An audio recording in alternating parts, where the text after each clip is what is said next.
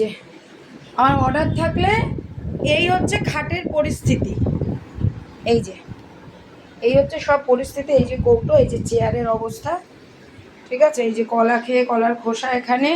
এই হচ্ছে আমার ঘরের পরিস্থিতি। এখন এগুলো পরিষ্কার করব, তারপরে গিয়ে অন্য কাজ। আর অর্ডার বেরোলে হচ্ছে রান্নাঘরের এই পরিস্থিতি থাকে।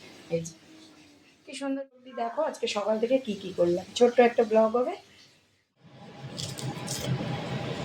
গুড মর্নিং সবাইকে। এখন বিকেল মোটামুটি 5টারও পরে জাস্ট ভিডিওটা এডিট করতে বসেছি। সারাদিনে কি কি করলাম, গতকাল আমাদের একটা ফ্যামিলি প্রোগ্রাম ছিল, তো সেখানে সারাদিন প্রচুর হই হুল্লোড়, অনেক দিন বাদে এতগুলো মানুষ আমরা একসাথে হয়েছে, একটা আনন্দ হবেই।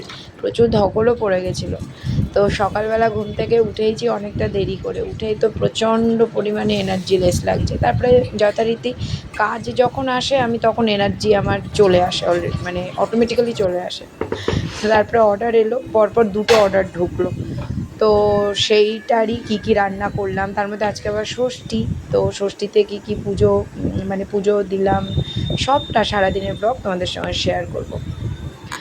তো যেটা করলাম জলখাবারে, দুধ নিলাম, 2টো ডিম ফাটিয়ে নিয়েছি, আর একটু আটা দিয়ে আমি কিন্তু পেঁয়াজ কুচিয়ে লঙ্কা কুচিয়ে, একটা খুব হেলদি একটা ব্রেকফাস্ট এবং ভীষণ চটজলদি। যেদিনকে অর্ডারের প্রেশার থাকে সেদিনকে এরকম ধরনের খাবারই, পাস্তা বা ম্যাগি বা এই জাতীয় পরোটা আর কি, এইভাবে কিন্তু প্যানকেকও করা যায়, খেতে কিন্তু ভীষণ ভালো লাগে। মানে পেঁয়াজ লঙ্কার পরিবর্তে যদি একটু মিষ্টি দেওয়া যায়, মানে ময়দা, দুধ আর ডিম ফাটিয়ে একটু মিষ্টি দিয়ে দিলে দুর্দান্ত খাবে বাচ্চারা।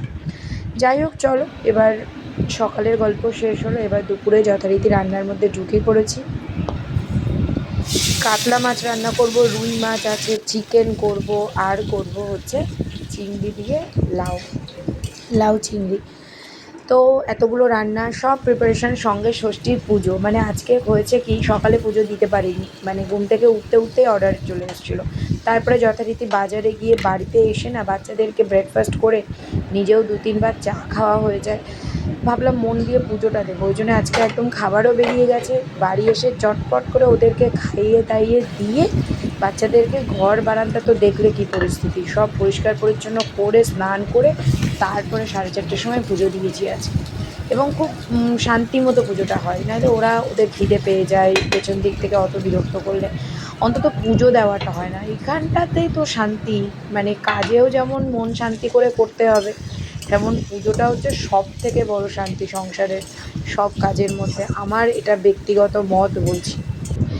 যাই হোক, লাউ চিংড়ি, লাউটা আমি খুব বেশি কুচাতে পারি না, এরকম ডুমডুমু করে দিয়েছিলাম, আর হাত কেটে যায় প্রচণ্ড। আমি শাক, লাউ, মোচা এগুলো একদমই কোচাতে পারি না।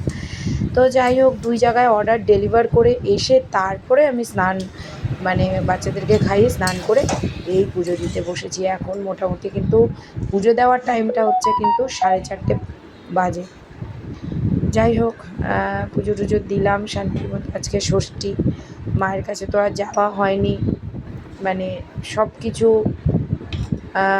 সময় করে সকলের সময় হয়নি। 2 জামাইয়ের কেউ ছুটি পায়নি, কেউ ছুটি করতে পারেনি। যাই হোক, সব কিছু মিলেমিশে মার কাছে আর যাওয়া হয়নি। যাবো এর মধ্যে গিয়ে, একটু ঘুরে আসতে হবে মায়ের। তো আজকে ষষ্ঠীর পুজোতে আমি একটু চিড়ে, একটু দই, আম, যেটা প্রধান প্রসাদ গোপালদের, সেগুলো দিয়ে আজকে পুজো সম্পন্ন করলাম। এবার গিয়ে আমি শান্তি মতো 2টো ভাত খাবো, সে 5টা 5:30 বাজুক না, কি আছে, কাজগুলো যে ঠিকঠাক মতো দিতে পেরেছি এটাই শান্তি।